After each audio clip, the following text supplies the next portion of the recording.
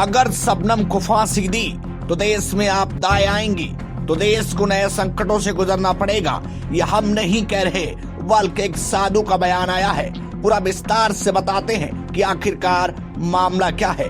बने रहेगा इस खास रिपोर्ट में। बावनखेड़ी की वो शबनम नाम की लड़की जिसने 2008 में अपने ही परिवार के 7 लोगों को कुल्हाड़ी से अपने आशिक के साथ मिलकर काट डाला था और इश्क के भूत पे वह इतनी ज्यादा अंधी हो गई कि उसने रिश्तों को शर्मसार कर दिया।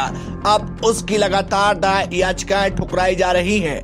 ऐसे में अयोध्या के एक साधु हैं जो तपस्वी छावनी से संबंध रखते हैं, नाम परमहंस दास। उन्होंने कहा कि मैं राष्ट्रपति से इस बात की गुहार लगाता हूं कि शबनम को माफ कर दिया जाए, क्योंकि हमारे देश में, हमारे शास्त्रों में ये लिखा है कि महिला का स्थान पुरुषों से ऊपर है। और रही बात शबनम की, भले ही मैं मानता हूं कि शबनम को माफी नहीं दी जानी चाहिए थी, लेकिन जिस तरीके से जो ग्रह मिल रहे हैं, जो शास्त्रों का कहना है कि यदि शबनम को फांसी दी गई तो निश्चित ही देश को कई आपदाओं से गुजरना पड़ेगा। मैं राष्ट्रपति से अपील करता हूं कि शबनम को माफ कर दिया जाए और उसे फांसी ना दी जाए।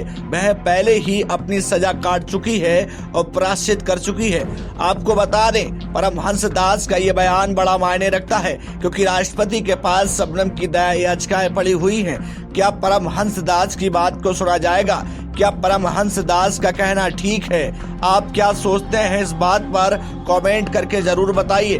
खैर, परमहंस दास का ये बयान बड़ा मायने रखता है, क्योंकि उन्होंने कह दिया कि यदि शबनम को फांसी दी गई तो निश्चित ही देश पर कई आपदाएं आएंगी। मैं देश के राष्ट्रपति से अपील करता हूं, ये बात परमहंस दास ने कही कि शबनम को माफ कर दिया जाए और आपके पास ये ताकत है। देश का संविधान राष्ट्रपति को ये ताकत देता है कि वह किसी को भी माफ कर सकते हैं। खैर, क्या परमहंस दास की बात पर गौर किया जाएगा, ये तो वक्त बताएगा। लेकिन क्या वाकई शबनम की फांसी को ये सारी चीजें टाल पाएंगी या फिर नहीं? शबनम केस की हर चीज जानने के लिए जुड़े रहिएगा हमारे साथ। न्यूज़ रूम से देव की रिपोर्ट।